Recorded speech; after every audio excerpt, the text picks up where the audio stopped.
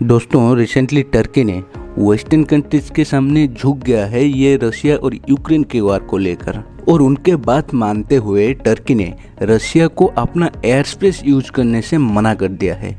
चाहे वो military aircraft हो या फिर सिविलियन एयरक्राफ्ट, रशिया का कोई भी एयरक्राफ्ट टर्की का एयर स्पेस यूज नहीं कर सकता। और यहाँ पे सोचने वाला बात यह है कि जो टर्की रशिया के साथ खड़ा था, मतलब न्यूट्रल रहा था, और वो हमेशा रशिया और यूक्रेन के वार के बीच अपना जो इन्फ्लुएंस बढ़ाने की कोशिश किया था, या फिर टर्की रशिया और यूक्रेन के वार के बीच काफ़ी इन्वॉल्व होने की कोशिश किया था, वो ऐसे सडन अपना एयर स्पेस क्यों ब्लॉक कर देता है रशिया के लिए। आज की इस वीडियो में हम उसी के बारे में डिस्कस करेंगे।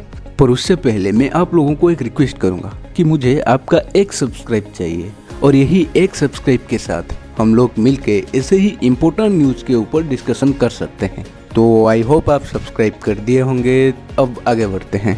जैसे कि मैं बताया, टर्की ने अपना एयर स्पेस यूज करने से मना कर दिया है रशिया को। लेकिन टर्की ने ऐसा क्यों किया, वो जानने से पहले रशिया का नेक्स्ट स्टेप क्या है, जिसको देखकर टर्की ने ऐसा सैंक्शन लगाया या फिर ऐसा स्टेप लिया, उसके बारे में जानना जरूरी है।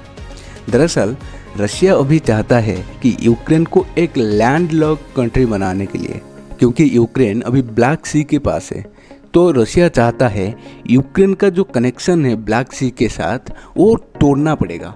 अगर ऐसा कर देता है तो यूक्रेन एक लैंडलॉक कंट्री हो जाएगा, और एक लैंडलॉक कंट्री बहुत प्रॉब्लम फेस करता है, चाहे वो ट्रेड को लेकर हो या फिर ट्रांसपोर्टेशन।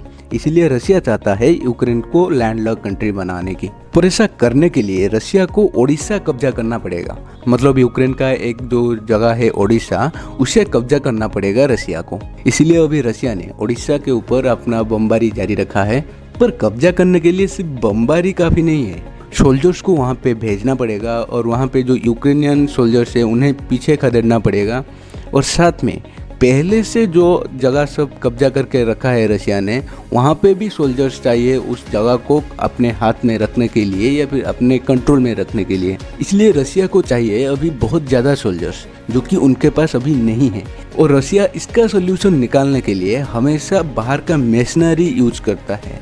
मशीनरी मतलब कोई मशीन नहीं है, वो ऐसा एक लोग है, मतलब ऐसा एक ऑर्गेनाइजेशन है जो सिर्फ पैसों के लिए लड़ते हैं। उनका कोई भी रिलेशन नहीं होता है किसी भी कंट्रीज के साथ कि हमारा झंडा है, हमारा कंट्री है। उन्हें सिर्फ रिलेशन होता है पैसों के लिए।